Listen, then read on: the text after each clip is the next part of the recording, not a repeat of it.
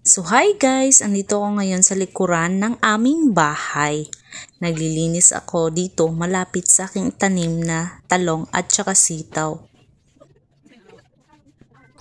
Ayan, pangiti-ngiti pa kasi ako dyan kasi ayan, naglilinis ng konti pero nagchichismis malaki. Kaya patawa-tawa ako dyan. Naglilinis kasi ako dito sa likuran ng bahay kasi yung talong at saka sitaw ko na tanim hindi na masyadong tumutubo ng maayos, tapos marami pang mga langgam. Ang tataas na rin kasi ng mga damo rito, kaya ito nililinisan ko. Nakapaglinis kasi ako ngayon kasi tumigil na yung ulan. Buti na lang at tumigil kasi kung hindi wala naman akong ibang ginawa ngayon kundi nakahiga naman palagi ang Juntis.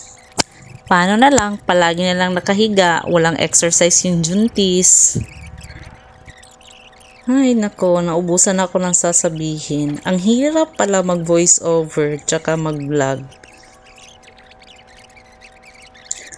Kaya ayan, tignan nyo na lang kung anong ginagawa ko. Pagpasensya nyo na, hindi kasi ako marunong.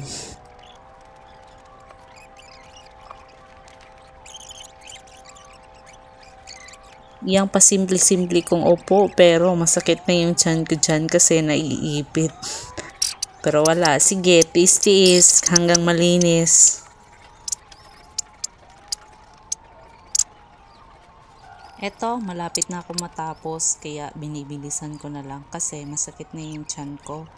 Kaya pagkatapos nito, nagpakuha ko ng walis sa aking anak at ito, minawalis ko na kasi hindi ko na matiis talaga na masakit yung tiyan ko. Kaya ito, nagwalis na para matapos na.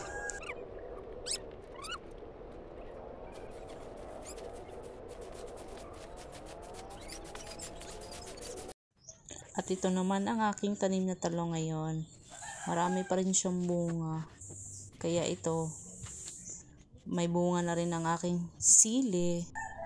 At ito na ang mukha ng Juntis. Bye-bye!